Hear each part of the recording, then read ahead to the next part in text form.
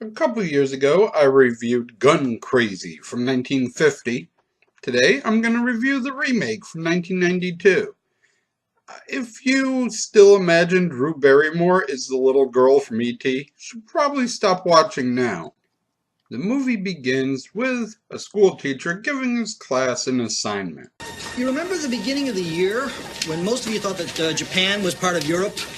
Well, I wanted to help foster your new understanding of the world, so I came up with an assignment.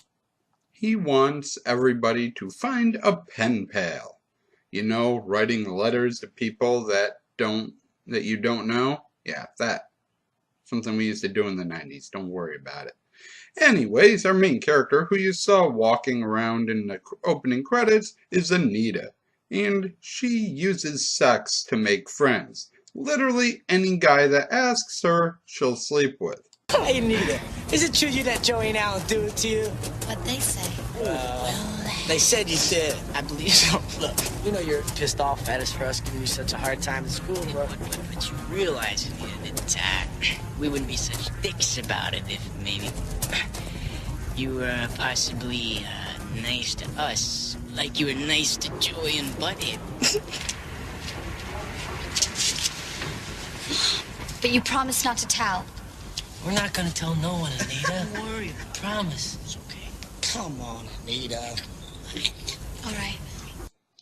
While some of the other students write to pen pals from around the world, she writes to a prisoner in Chino and uses her connections with a local preacher to get the guy out on early parole by giving him a job, having him claim he found Jesus. While he's trying to get his parole, she's trying to make herself perfect for him. He has an obsession with guns and wants to work for Remington one day.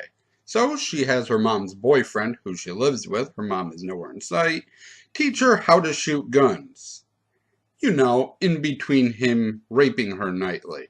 I think you know what's gonna happen to this guy.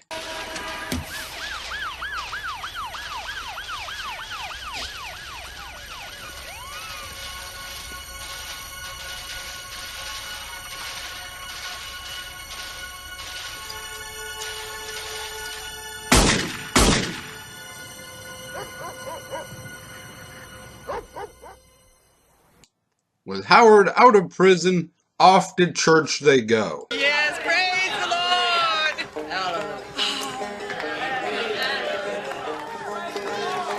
It's a true, beautiful test of faith. Oh, did I forget to mention that it's a crazy snake handling church ran by Billy Drago? Yeah, that. I know what you're thinking now. Guys will go through a lot to get some. But he's not into her for sex. Oh my God. Anita, put your top on. Jeez. What's wrong? Cover yourself up. Don't. I just wanted to make you happy. Yeah, I know, well. That's just not any way to do it. He really doesn't want to have sex with her. And this is your last chance to get out before your memories of E.T. are scarred forever. I'm not mad. It's just, I don't think we ought to be into sex just yet. It's okay.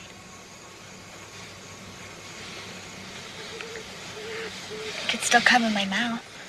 I warned you. Anyways, now we get my favorite scene of the movie. Not because of the craziness Billy Drago speaking. Look at James LeGroy's face during this scene. Listen, I got eyes and I'm not stupid, Howard, and I can see what's going on. All I got to do is take one little look at her and I can see that she's come of age. She's all pink and juicy. Remember, I used to be a farmer. That was the actor staring straight at the camera and rolling his eyes. It's so fucking hilarious. Help someone stop Billy Drago, he's disgusting. Billy Drago sees them out there in their underwear and says, well, you can't have sex with minors, that's disgusting. Unless you're married to them. So he immediately marries Howard and Anita. But Howard still can't have sex with her, so they decide to reveal their biggest secret as a way to consummate their marriage. He reveals, surprise, surprise, they can't get it up around women, and she reveals that she killed her mom's boyfriend after he raped her. So they go off to the dump to burn the body and find the boys from earlier in the movie, who think that they're gonna have sex with Anita again. Who's gonna go first? I say it's 3-on-1, man, but we gotta flip a coin. I'm first. Well, I'm gonna ask you one more time. Please get in that car and go home. I don't think so. I'm sorry, man. This is where Anita takes all her boyfriends. Get in the fucking car, son. Better both go on home. You want some of this, Junior? Huh?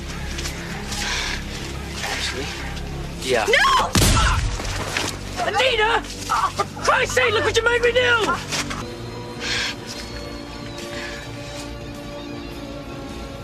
Look out! Jesus Christ! While this is happening, Billy Drago gets bit by one of his snakes and has to go to the hospital. Now that he can't watch over Howard, Howard is going to be sent to jail until Billy Drago recovers. Well, Anita doesn't like this, shoots the sheriff trying to arrest him, and they go on the run. They become nationally known fugitives, try to rob people in order to supplement their income, but her heart's not in it and she can't take people's paychecks away. So they decide to run off to a foreign country. Remember how the teacher in the opening credits said that everyone in the school was really bad at geography? Well, that comes up again. Maybe we could go to, like, one of those South American countries, like Colombia or, Mexico or Afghanistan or someplace like that. Right? I hear Americans can live really well down there if they have a little dough.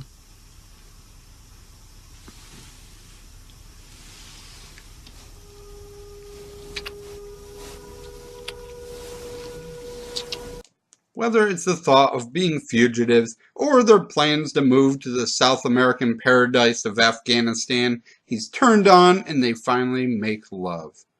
Aww, wait, South American paradise of Afghanistan, what the... Overall, this movie has a way different ending than the original Guncrazy, and it's a little different, but it's also a little the same in certain parts.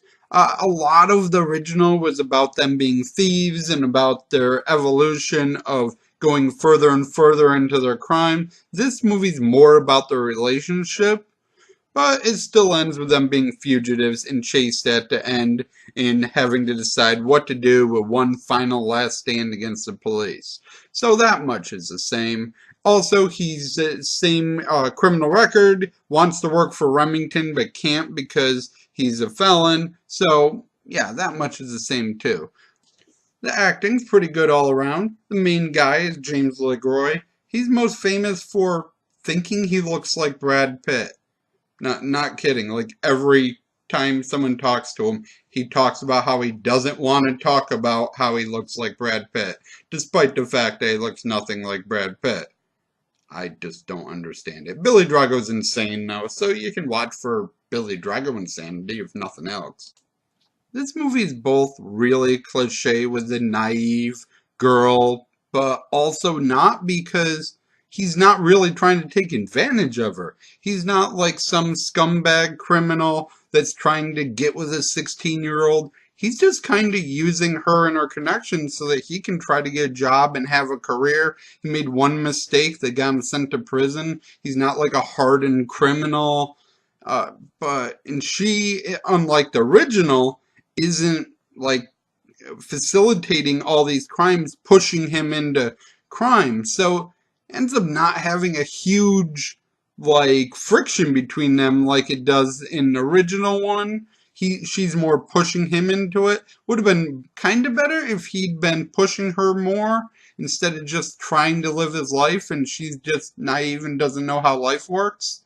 But it still turns out to be a pretty decent movie. The original's probably better, but not everyone will like it. It's 1950s, black and white. Obviously not for everybody, but I enjoyed both of them. Thank you for watching, and as always, I shall try to do better next time.